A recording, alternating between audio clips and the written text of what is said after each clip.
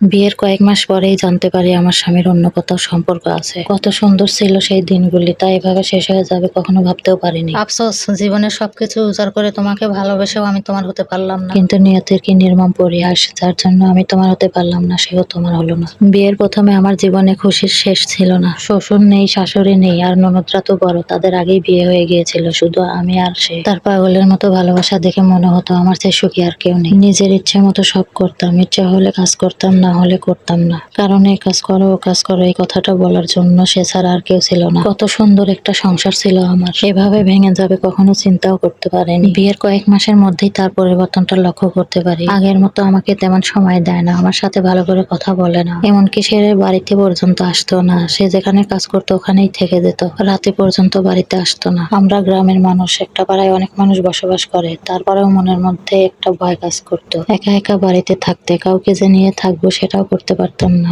যদি সে আসে এই ভেবে, তার যখন ইচ্ছা হতো তখন আসতো, কখনো 3 দিন পর, কখনো 5 দিন পর, কখনো 7 দিন পর, আবার কখনো 10 দিন পর। সে রাতে আসে, সকালে উঠেই চলে যায়। এর মধ্যেই নিজের অজান্তেই আমার গর্ভে সন্তান আসে। সন্তানটা পেটে আসার পরেই মানুষের মুখে কানা ঘষা শুনতে পাই সে যে বাড়িতে কাজ করে তার বড় মেয়ের সাথে তার সম্পর্কের কথা। আমি তখন কারোর কথা বিশ্বাস করিনি। কিভাবে বিশ্বাস করব বলেন? সে যে বাড়িতে কাজ করতো আগে তার পরিচয়টা দেই। একই গ্রাম, গ্রামের প্রথমেই তাদের বাড়ি, আর গ্রামের শেষে আমাদের বাড়ি। তারা ফাঁকে বাড়ি করে থাকে। সম্পর্কে আমার স্বামীর নিজের চাচা, আমার চাচা শ্বশুর। তার ছিল 2 মেয়ে, বড় মেয়ে ছিল আমার স্বামীর থেকে অনেক বড়, আর ছোট মেয়ে তার কয়েক বছরের ছোট। শুনেছি ছোটবেলা থেকেই সে তাদের বাড়িতে কাজ করতো। যাই হোক, এই সবের মধ্যেই আমার কোল জুড়ে আসে কন্যা সন্তান।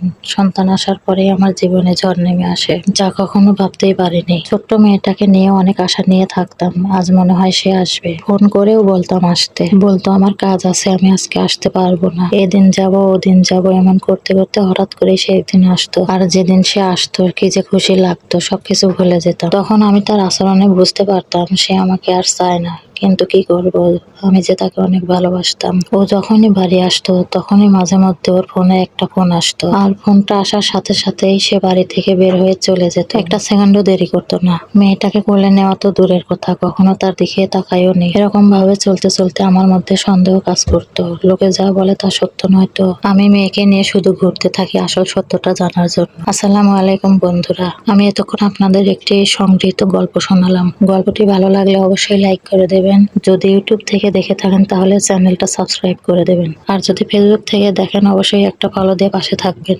যদি আপনাদের গল্পটি শোনার আগ্রহ থাকে অবশ্যই কমেন্ট করবেন দ্বিতীয় পর্বের জন্য। আপনাদের ভালো সাড়া পেলে অবশ্যই হাজির হব পরের পর্ব নিয়ে। যারা গল্পটি শুনতে আগ্রহী তারা কমেন্ট করেন, আপনাদের একটা ভালো কমেন্ট আরো ভালো ভিডিও বানাতে সাহায্য করবে। আজ এই পর্যন্তই, সবাই ভালো থাকবেন। আল্লাহ হাফেজ।